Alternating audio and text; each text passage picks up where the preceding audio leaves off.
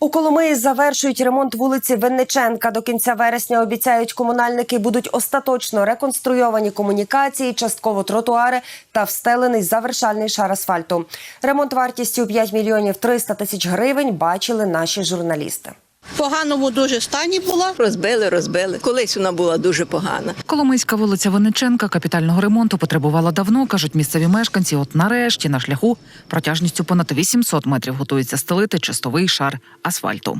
Є дуже важливою для нашого міста в контексті того, що у нас з'єднує дві наші основні магістралі. Це вулицю Мазепи і вулицю Адама Міцкевича. Це буде такий проміжок, який з'єднає ці вулиці і дасть розв'язку швидко переїхати з одної вулиці магістральної на іншу. Тут замінені чи відремонтовані усі комунікації, продовжує Андрій Радовець, начальник управління комунального господарства Коломийської міської ради. Поки не були зроблені всі підземні мережі, до капремонту ніхто не приступав. Капітальний ремонт вулиці Винниченка виконують представники надвірнянського підприємства «Автомагістраль ІФ». Чистовий шар асфальту тут застелять до жовтня, а от тротуари обіцяють облаштувати трохи згодом. Вже встановлений бортовий камінь, каже Андрій Радовець. Зараз проводиться підготовка до асфальтування тротуарів і також підготовка до нанесення верхнього шару. Тобто зараз всі люки, колодязі, всі мають бути підняті на кінцевий верхній шар.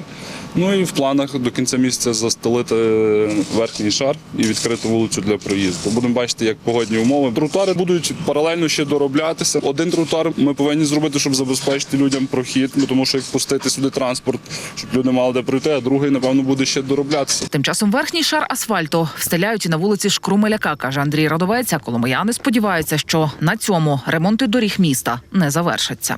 Не бачите, які дороги страшні. Піти окраїну, то взагалі.